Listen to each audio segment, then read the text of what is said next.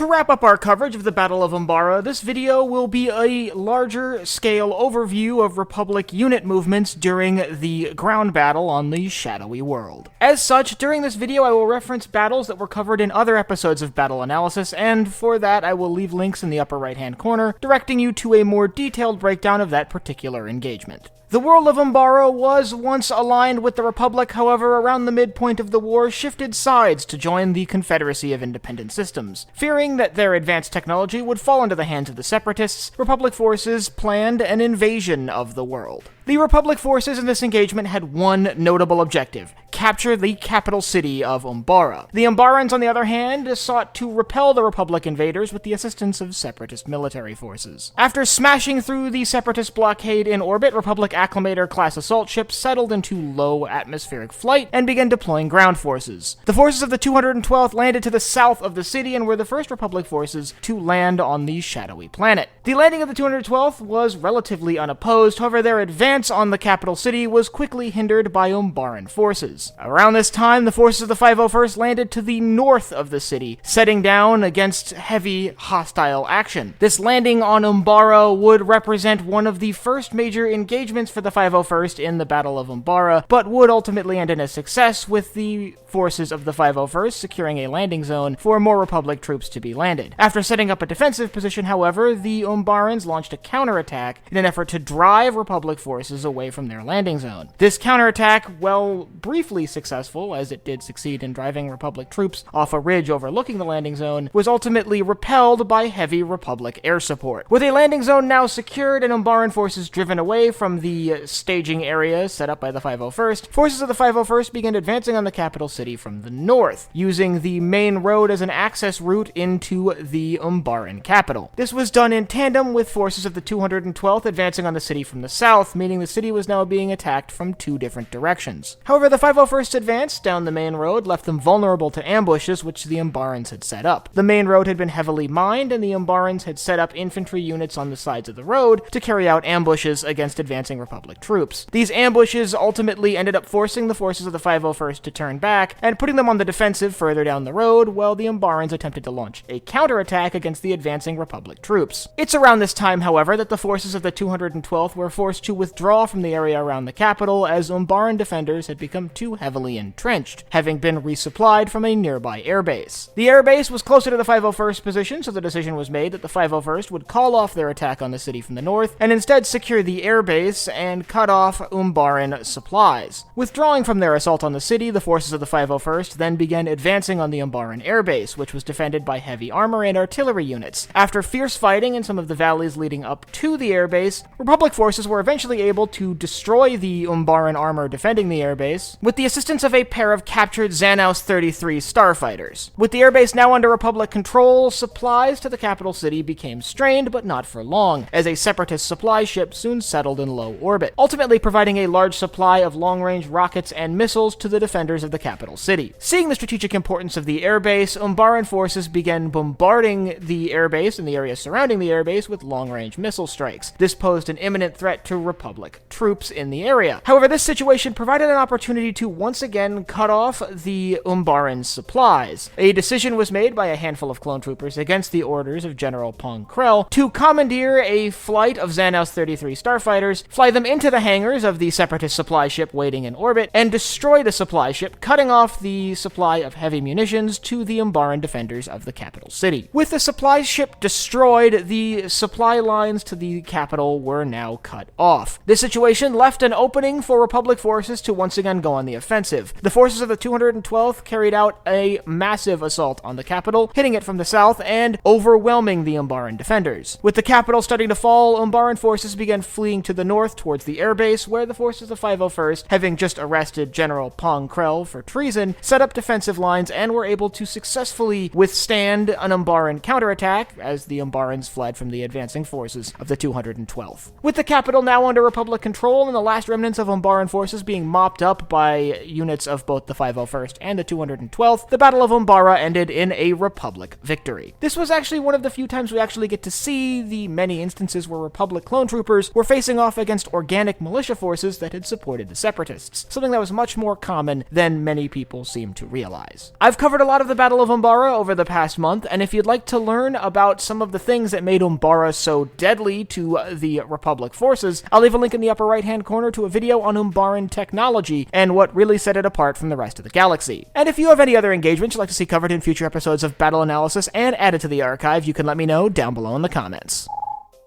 Last but not least, if you enjoyed this video, head down below, hit the like button, the subscribe button, and the bell icon so you get notified when I upload new videos. So for Sci-Fi Deep Dive, I'm Colin, and I will see you next time.